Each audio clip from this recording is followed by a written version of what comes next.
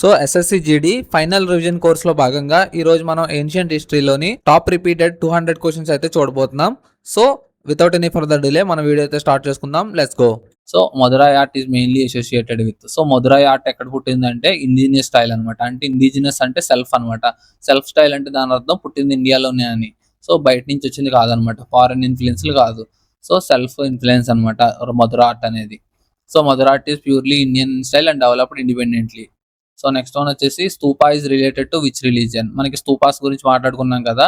So ఆ స్తూపాస్ అనేది ఏ religion లో ఉంటాయని అడుగుతున్నాడు. సో స్తూపాస్ ఎక్కడ ఉంటాయండి? బుద్ధిజం లో ఉంటాయి. సో ఆన్సర్ వచ్చేసి బుద్ధిజం అనమాట. Stupas are build to preserve relics of Buddha as a places of worship అనమాట. అంటే బుద్ధుడి యొక్క టీచింగ్స్ ఉంటాయి కదా, వాటిని అలాగే ప్లేస్ ఆఫ్ వర్షిప్ కింద డినోట్ చేయడానికి స్తూపాస్ అనేవి పెట్టేవాళ్ళు అనమాట. Shanti stupa was built by. So Sanchi stupa అనేది ఎవరు స్టార్ట్ చేశారు, అది బిల్డ్ చేసేది ఎవరు బిల్డ్ చేశారని అడుగుతున్నారు. సో సాంచి స్తూపం చాలా ఫేమస్ అనమాట, important question. Build by Ashoka అనమాట. సో అశోక బిల్డ్ చేస్తారనమాట Sanchi stupa to spread Buddhism అనమాట, బుద్ధిజం స్ప్రెడ్ చేయడానికి. So Ajanta caves are famous for. So Ajanta Ellora caves ఉన్నాయి కదా మహారాష్ట్రలో. సో అందులో అజంతా దేనికి ఫేమస్ అని అడుగుతున్నారు. దేనికి? పెయింటింగ్స్ అనమాట. అజంతా కేవ్స్ పెయింటింగ్స్ కి ఫేమస్ అనమాట. Known for Buddhist paintings depicting Jataka tales అనమాట. సో జాతకా టైల్స్ అనే దాన్ని డిపిక్ట్ చేయడానికి పెయింటింగ్స్ ద్వారా బుద్ధిస్ట్ వాళ్ళు వేసుకున్నాయి అనమాట. అవి మహారాష్ట్రలో ఉన్నాయి అజంతా కేవ్స్. నెక్స్ట్ వచ్చేసి ఎల్లోరా కేవ్స్. అజంతా ఎల్లోరా పక్క పక్కనే ఉంటాయి. బట్ ఏంటంటే అజంతా కేవ్స్ లో మొత్తం అన్ని బుద్ధిస్ట్ కు సంబంధించి ఉంటాయి. బట్ ఎల్లోరా కేవ్స్ లో ఏంటంటే ఆల్ రిలీజియన్స్ ఉంటారనమాట. అంటే కొన్ని హిందూస్ ఉంటారు, కొన్ని బుద్ధిస్ట్ ఉంటాయి, కొన్ని అలానే కొన్ని జైన్స్ కు సంబంధించినవి ఉంటాయి అనమాట. So Ellora caves are famous for అందరికి అనమాట. సో ఆల్ రిలీజియన్స్ అనమాట. So Ellora famous for all religions అనమాట. నెక్స్ట్ వచ్చేసి the iron pillar is located at. So iron pillar అనేది ఎక్కడ ఉంది అంటున్నాడు. సో మనకి ఐరన్ పిల్లర్ అనేది చాలా ఫేమస్ అనమాట. ఎందుకంటే ఇది తుప్పు పట్టదు అనమాట ఎన్ని రోజులైనా. సో పెట్టినప్పటి నుంచి ఇప్పటి వరకు రస్ట్ ఫ్రీ అనమాట. సో అది ఎక్కడ ఉందంటే ఢిల్లీలో ఉంటుంది. సో ఆ ఏరియా పేరు వచ్చేసి మెహ్రౌలి అనమాట. మెహ్రౌలి అనే ప్లేస్ లో ఫేమస్ అనమాట. ఇది ఎందుకంటే రస్ట్ రెసిస్టెంట్ కాంపోజిషన్ అనమాట. సో అది తయారు చేసిన కాంపోజిషన్ వల్ల రస్ట్ అనేది పట్టలేదు అనమాట ఇప్పటి వరకు. దాన్ని వచ్చేసి ఏమంటారు? ఐరన్ పిల్లర్ అంటారు అనమాట. నెక్స్ట్ వచ్చేసి which text is related to medicine అనమాట. సో మెడిసిన్ కి సంబంధించిన టెక్స్ట్ ఏంటి అని అడుగుతున్నాడు. సో మెడిసిన్ కి సంబంధించిన టెక్స్ట్ ఏంటంటే అర్థశాస్త్ర కాదు, చక్ర సంహిత. సో ఇదే చరక సంహిత. సో ఇదే మెడిసిన్ కి సంబంధించిన టెక్స్ట్ అనమాట. సో ఈ చరక సంహిత అనేది important ancient Indian text on Ayurveda అనమాట. ఎస్పెషల్ గా ఆయుర్వేదకు సంబంధించింది అనమాట ఇది చరక సంహిత అనేది. నెక్స్ట్ పనని అనే అతను ఒక పోయిట్ అనమాట. సో ఇది దేనికి సంబంధించిన వాళ్ళని అడుగుతున్నారు. సో పనని దేనికి సంబంధించిందంటే గ్రామర్ అనమాట. ఇది చాలా ఇంపార్టెంట్ క్వశ్చన్. సో ఆయన గ్రామర్ కి సంబంధించి ఒక బుక్ రాస్తారనమాట. సో ఆ బుక్ పేరు ఏంటి? అష్టాధ్యాయి. సో అష్టాధ్యాయి అనే బుక్ అనమాట ఇది. సో ఇది ఇందులో ఏంటంటే గ్రామర్ ఉంటుంది అనమాట, సాంస్క్రిట్ గ్రామర్. అది కూడా ఎస్పెషల్ గా మనం ఇందాక తమిళ గ్రామర్ చూసాం కదా క్వశ్చన్. సో అలాగే ఇది సాంస్క్రిట్ గ్రామర్ కి సంబంధించింది అనమాట అష్టాధ్యాయ అంటే. ఇంకోటి వచ్చేసి నాట్యశాస్త్ర అంటే నాట్యానికి సంబంధించింది. నాట్యం అంటే ఏంటి? డాన్స్. సో డాన్స్ అండ్ డ్రామాకు సంబంధించింది నాట్యశాస్త్ర అనమాట. ఇది రిటర్న్ బై ఎవరు? భరత అనమాట. సో అది రాసింది ఎవరు అనమాట? Natyashastra Bharata. It deals with performing arts like dance, drama and music అనమాట. So Natyashastra written by Bharata అనమాట. గుర్తుపెట్టుకోండి, important question. So the earliest temple in India was made of. So temples అనేది ఇదివరకు ఎర్లియస్ట్ గా టెంపుల్స్ బిల్డ్ చేశారు, దేని ద్వారా బిల్డ్ చేశారని అడుగుతున్నారు. సో ఎక్కువ బిల్డ్ చేసింది స్టోన్, కానీ ఎర్లీగా అని అడుగుతున్నారు. సో ఎర్లీగా బిల్డ్ చేసింది వుడ్ ద్వారా అనమాట. సో స్టోన్ అనేది ఎక్కువ బిల్డ్ చేశారు కాదనట్లేదు, కానీ ఎర్లీగా బిల్డ్ చేసింది వుడ్ అనమాట. So wood is the earliest temples built made of wood అనమాట. I mean earliest temples in India are made of wood. So early temples are made of perishable materials అనమాట. Perishable అంటే పాడైపోయాయి అనమాట, కానీ కొన్ని survive అయ్యాయి అనమాట. సో ఫ్యూ హ్యావ్ సర్వైవ్డ్ అనమాట. So perishable materials like wood అనమాట. సో ఆన్సర్ వచ్చేసి వుడ్. సో ఇది 161 గాయస్. సో ఇక్కడ నుంచి మళ్ళీ రివిజన్ అవుతుంది. సో అంటే ఏంటంటే ఇప్పుడు వరకు మనం డిస్కస్ చేసినవి అన్ని మళ్ళీ వస్తాయి ఇక్కడ. సో ఇప్పుడు ఫాస్ట్ గా చూసుకుంటూ వెళ్దాం ఈ 40 కూడా. సో ఇప్పటి వరకు మనం 160 అయితే నేర్చుకున్నాం కదా. సో 160కి సంబంధించినవే మళ్ళీ ఇంపార్టెంట్వి కొన్ని ఎక్స్ట్రా ఉంటాయి. సో కొన్ని రిపీట్ అయ్యే ఛాన్స్ ఉంది. సో మీరు ఒకసారి ఫాస్ట్ గా ఆన్సర్ చూడకుండానే ఆన్సర్ చెప్పడానికి అయితే ట్రై చేయండి. So which site is known for dockyard. So dockyard అంటే ఏం చెప్పాను నేను? లోథల్ అని చెప్పాను కదా. సో లోథల్ ఎక్కడుంది? ఇది గుజరాత్ అనమాట. సో 161 వచ్చేసి Gujarat. I mean Lothal. So Lothal అనేది గుజరాత్ లో ఉంది, డాక్ యార్డ్ అనమాట. Maritime trade with Mesopotamia. So next వచ్చేసి which basic text contains philosophical discussion. So ఫిలాసఫీకి సంబంధించినవి మనం ఇందాకే డిస్కస్ చేస్తాం. ఎందులో ఉంటాయంటే ఉపనిషత్స్ అనమాట. సో అందులో ఏముంటాయి, మనసుకు సంబంధించినవి, అలాగే ఎలా బతకాలి, ఎలా నడుచుకోవాలి, సో అలాంటివన్నీ అందులో ఉంటాయి అనమాట. సో అదేంటంటే ఉపనిషత్స్. సో నెక్స్ట్ వన్ వచ్చేసి విచ్ జానపద was located in present day Bihar. So బీహార్లో ఉన్నది ఏంటని అడిగాం. సో ఇందాక ఆల్రెడీ నేను స్టార్టింగ్లో చెప్పాను కదా, so Magadha dynasty powerful dynasty, అది బీహార్లో ఉందని. సో ఆన్సర్ వచ్చేసి బీహార్ అనమాట. So who was the father of Gautami Buddha. So ఇది కొత్త క్వశ్చన్. సో గౌతమి బుద్ధ తండ్రి పేరేంటని అడుగుతున్నారు. సో పేరు వచ్చేసి శుద్ధోదన. శుద్ధోదన అనేది ఒక క్లాన్ కి సంబంధించిన ఆయన అనమాట. సో ఒక క్లాన్ కి సంబంధించిన కింగ్ అనమాట ఆయన. సో ఆ క్లాన్ పేరు వచ్చేసి సఖ్య అనమాట. సో సఖ్య క్లాన్ కి సంబంధించిన ఆయన శుద్ధోదన. సో ఆయన కొడుకు గౌతమి బుద్ధుడు అనమాట. సో నెక్స్ట్ వచ్చేసి symbol of Jainism. So Jainism symbol ఏంటంటే హ్యాండ్ అనమాట. సో హ్యాండ్ ఉంటుంది కదా, సో హ్యాండ్ ఉండి బ్యాక్ సైడ్ ఇలా చక్రం ఉంటుంది అనమాట. సో దాని అర్థం ఏంటంటే పీస్ అనమాట.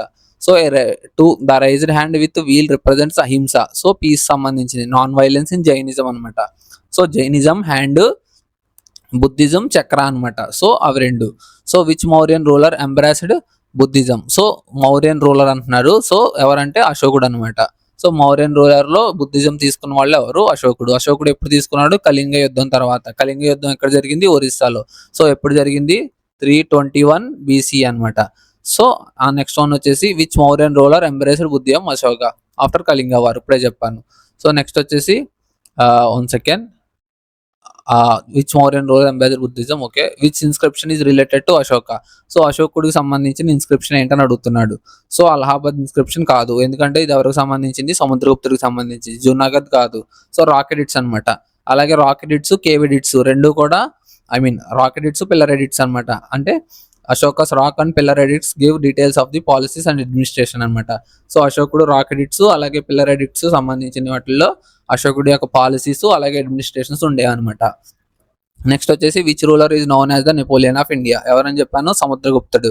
సో ఎందుకని చెప్పాను? భయంకరంగా స్ట్రాటజీస్ ఉంటాయన్నమాట, మిలిటరీ స్ట్రాటజీస్, భయంకరంగా దాడి చేస్తాడనమాట. సో నెక్స్ట్ వచ్చేసి విచ్ ఇప్పుడే చూసాం దాని ఎక్స్ప్లెనేషన్ ఇది. నెక్స్ట్ వచ్చేసి ఫాహెన్. సో ఫాహెన్ అనేది ఎవరు? చైనీస్ అనమాట. సో చైనీస్ అతను ట్రావెలర్ అనమాట. సో ఎవరి కాలంలో ఇక్కడికి వచ్చాడంటే సముద్రగుప్త 2 అనమాట. సో సముద్రగుప్త 2 టైంలో అక్కడికి వచ్చాడు. సో సముద్రగుప్త 2 ఇంకొక పేరేంటి? విక్రమాదిత్య అనమాట. సో విక్రమాదిత్య టైంలో ఇండియాకి వచ్చాడు అనమాట.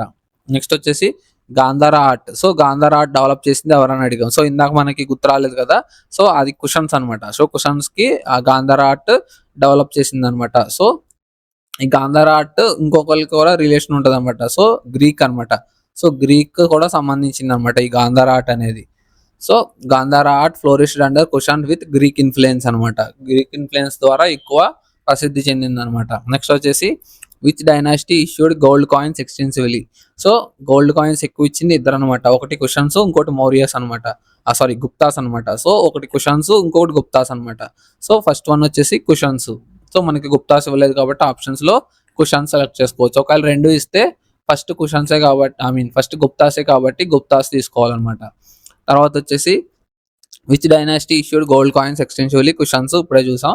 సో నెక్స్ట్ వచ్చేసి which Sangam port was famous for trade.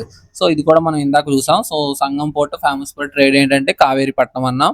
So ఎవరితో ఎక్కువ చేసేవాళ్ళు అంటే రోమన్స్ అనమాట. సో ఆన్సర్ వచ్చేసి కావేరీపట్నం.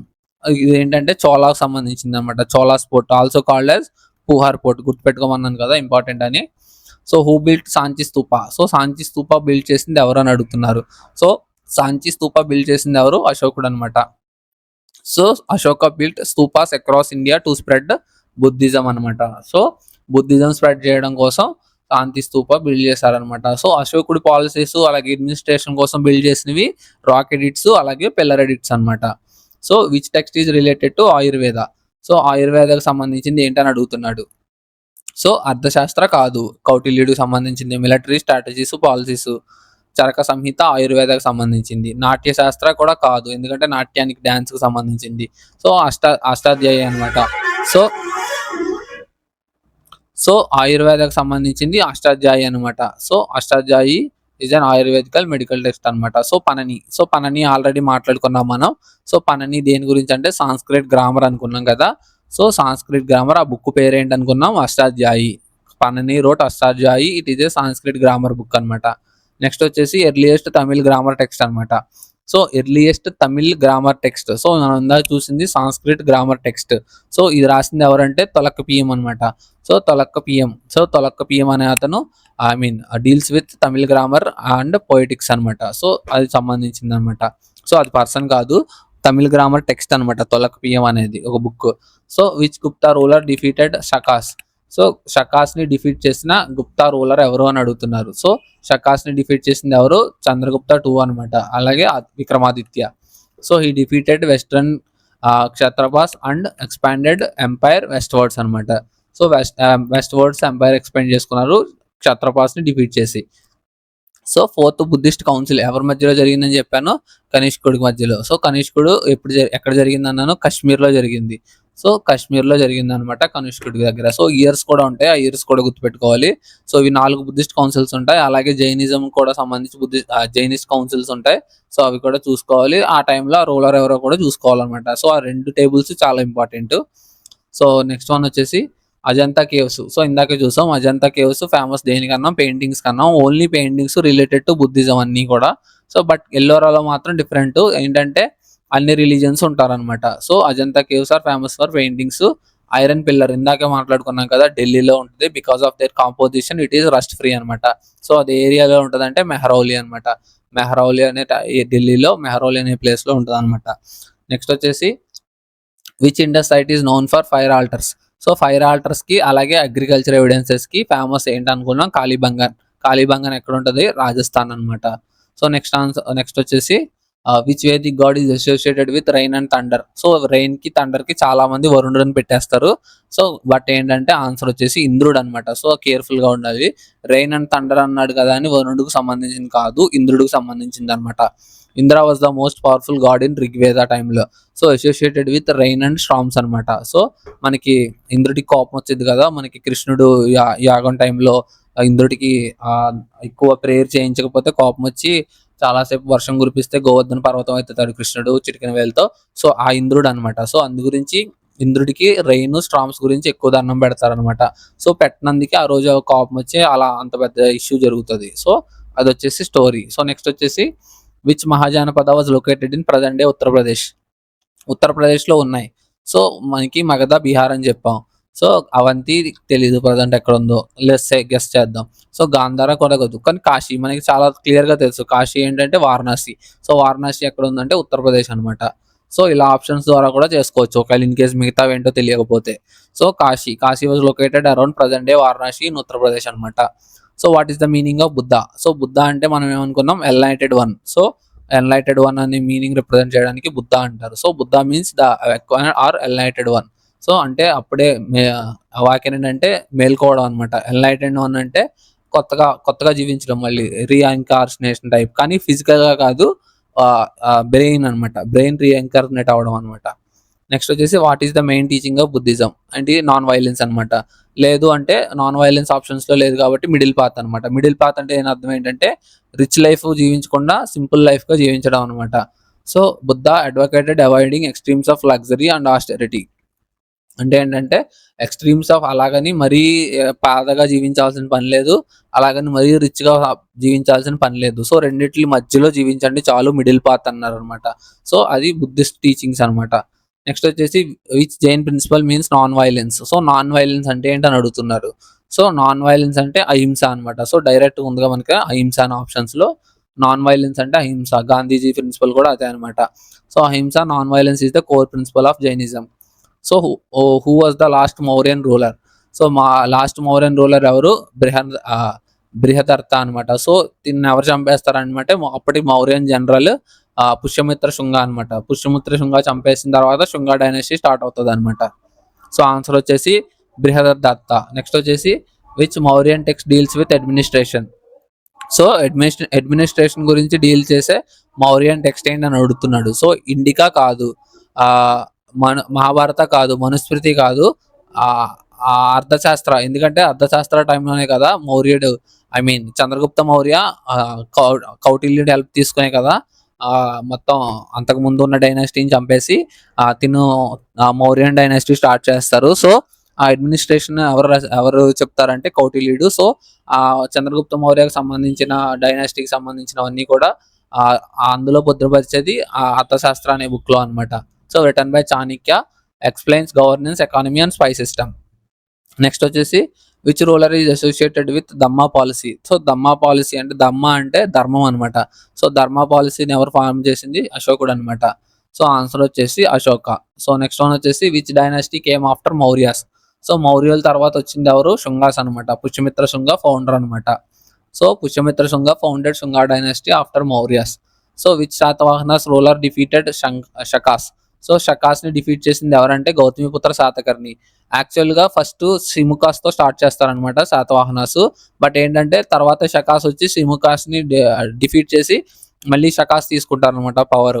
సో మళ్ళీ వీళ్ళని డిఫీట్ చేసి గౌతమిపుత్ర శాతకర్ణి మళ్ళీ శాతవాహనాస్ ని ఫామ్ చేస్తారనమాట. సో అది ఒక టైమ్ లైన్ అనమాట, క్రొనాలజీ. సో ఈ restored Satavahanas power dividing Shakas ruler Nahapana అనమాట. సో పేరు గుర్తుపెట్టుకోండి, ఇది నహాపన. సో ఇన్ కేసు అడగొచ్చు, క్రిటికల్ గా అడగాలనుకుంటే నహాపన అని కూడా అడిగే ఛాన్స్ ఉంటుంది అనమాట. సో ఎవరో ఆ రూలర్ అని అడిగితే నహాపన. సో నెక్స్ట్ వచ్చేసి which Kushan ruler supported Buddhism. So ఏ కుషన్ రూలర్ బుద్ధిజం ని సపోర్ట్ చేశాడు అనమంటారు. సో అందులో ఉన్నది ఒక ఫేమస్ రూలర్. సో ఆయన పేరు వచ్చేసి కనిష్కుడు అనమాట. సో ఈయన కాలంలోనే గోల్డ్ కాయిన్స్ చాలా ఎక్కువ ఫ్లోరిష్ అయినాయి అనమాట. సో కనిష్క. సో ఆన్సర్ వచ్చేసి Kanishka promoted Mahayana Buddhism. So చెప్పాను కదా ఇందులో రెండు ఉంటాయని, మహాయాన, హీనయాన అని. సో ఇందులో ఆయన ప్రమోట్ చేసింది మహాయాన బుద్ధిజం అనమాట. And held fourth Buddhist council also. So who wrote Allahabad pillar inscription. So Harisena under Samudragupta అనమాట. So Harisena was the court poet of Samudragupta who composed the inscription Allahabad pillar inscription అనమాట. నెక్స్ట్ వచ్చేసి which Gupta ruler is called Vikramaditya. So Vikramaditya అని ఇందాక నుంచి నేను చెప్తానే ఉన్నాను. ఎవరు? 2. ఎవరు 2 అంటే చంద్రగుప్త 2 అనమాట. సో నెక్స్ట్ వన్ వచ్చేసి which Gupta ruler is called Vikramaditya. So which Gupta ruler is called Vikramaditya అంటే చంద్రగుప్త 2. ఇప్పుడే చూసాం ఆన్సర్, ఎక్స్ప్లెనేషన్ అది. So which Chinese traveller visited Gupta period. So Gupta period లో ట్రావెల్ చేసిన చైనీస్ ట్రావెలర్ ఆల్రెడీ 2 సార్లు వచ్చింది, ఇది ఫాహెన్ అనమాట ఆన్సర్. సో నెక్స్ట్ వచ్చేసి which Sangam kingdom was famous for pearls. So Sangam kingdom అంటే 3 అనుకున్నాం కదా, CCP, Chinese communist party, Cholas, Cheras, Pandyas. So famous దేనికి అంటే పెరల్స్ కి. సో పెరల్స్ కి ఫేమస్ పాండ్యాస్ అనమాట. సో పాండ్యాస్ టైంలో మదురై, అది కూడా పాండ్యాస్ క్యాపిటల్ ఏమనుకున్నాం మనం? Madurai. So famous for pearl fisheries అనమాట. నెక్స్ట్ వచ్చేసి which art form shows Indian style without foreign influence. So foreign influence లేకుండా ఇండిజినియస్ స్టైల్ అని మాట్లాడుకున్నాం, గుర్తుందా? సో మధుర అనమాట, మధురాకు సంబంధించింది. సో ఆన్సర్ వచ్చేసి మధుర కంపేర్డ్ టు గాంధార ఆర్ట్స్ అనమాట. సో గాంధార ఆర్ట్స్ మళ్ళీ గ్రీక్ ఇన్ఫ్లుయెన్స్ అనమాట. So which cave is famous for paintings. So Ajanta. Ellora అంటే మొత్తం అన్ని కూడా, అన్ని ఆల్ రిలీజియన్స్.